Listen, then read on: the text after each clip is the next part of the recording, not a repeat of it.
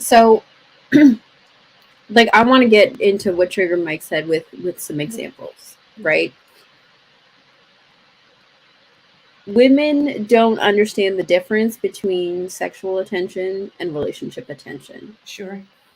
And so they'll look at their sexual attention and say this is my value. Mm-hmm. When really, to what Trigger Mike was saying, that's like selling plastic on the stock market. Mm-hmm. When really relationship attention is what gold is selling at on the stock market.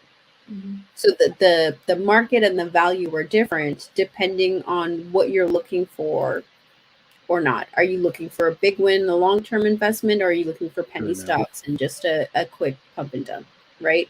With men, they too do it and often will look at their finances or what they themselves deem as a good man and be this is now I want to evaluate this at gold when really women are looking at it like plastic, right? So that's how you get into that concept of overvaluing yourself. You're looking at the raw materials very differently than what the general population around you is deeming it as.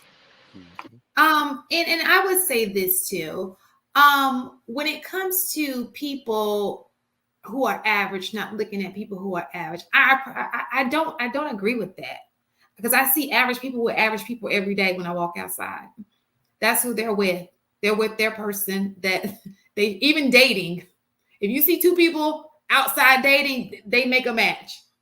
I don't think that people are going. I think there are select few, absolutely. Maybe talking about those Instagram models or whatever. But when I day to day, I've said this before. When I walk outside, I see people who are with their match. That's who they're dating. That's Um, true. now what? So I don't get that. Yo, she's valuing herself at a different. I don't know where that's coming from.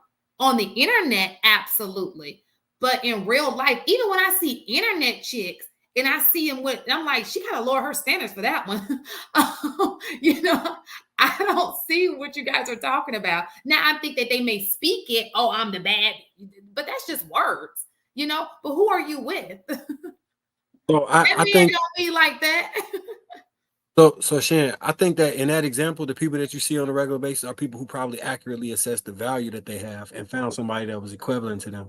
The problem comes in when people don't accurately assess where they place and the results that they potentially can get, and then overvalue themselves, and in some cases devalue themselves, and sell at a very a rate that's not conducive for good business or for a desired result, because it's so now I will admit to this. I will admit to this, right? So in that previous conversation, when you was talking about how men can mess the community up, it is possible that in the past, a woman I would never actually date for real that I slept with may assume that that is now, you know what I'm saying, the standard that she. I So think that I could take that. I think that I Big think booty that women. Maria. So this is the thing. I think people like what they like. Inaz's idea of a great man or somebody who she's attracted to is going to be totally different from what I'm attracted to. You know Not what I'm really. saying? No, it would be. You know what I'm saying? Not What really. mistaken deems as attractive is going to be totally different from everybody is different.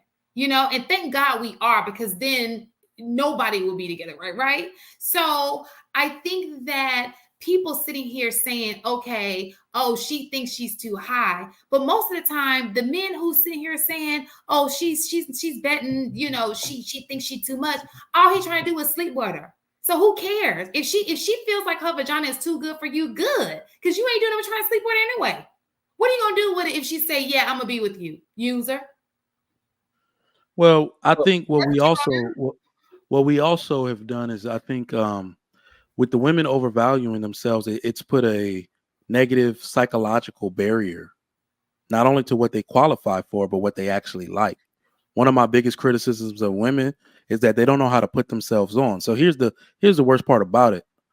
I can see it now through jealousy, through women being depressed, that there are women now who would say stuff like, I don't like nerds, or I don't like some women don't even like men who are articulate. They like dudes that talk hood shit. So what it really is that what they start to do is naturally they'll start moving around circles. Like maybe you start hanging around your married friends a little more. Maybe you're a godmom and an aunt to a few people, and you get to be around actual husbands who have a steady schedule. They're not out in the streets. You know, you see the way that they're methodical, the way they talk to their children, the way they care for their wife, the way they speak.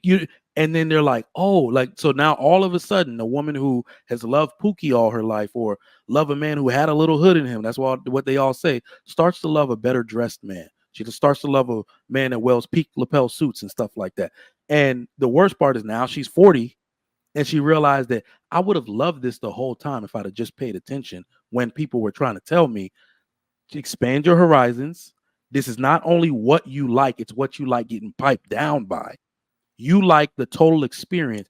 What let me put it in better words. I would say, but I see what you're saying, Mike, but I would say this. The woman who likes Pookie was not meant for the man who is in a different well, so you can't, if we go back to the Sexy Red, she can change her mind on liking JJ down the street. Okay. But she was not meant for Mike. You understand? Let me put it this way, though. Be okay. They wouldn't even be all right together. Not only do we overvalue, some people overvalue themselves, they overvalue their maturity level, especially when it comes to picking a mate.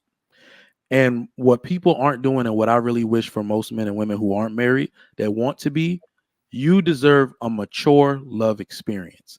That is why arranged marriages have the greatest success rate on the face of the earth.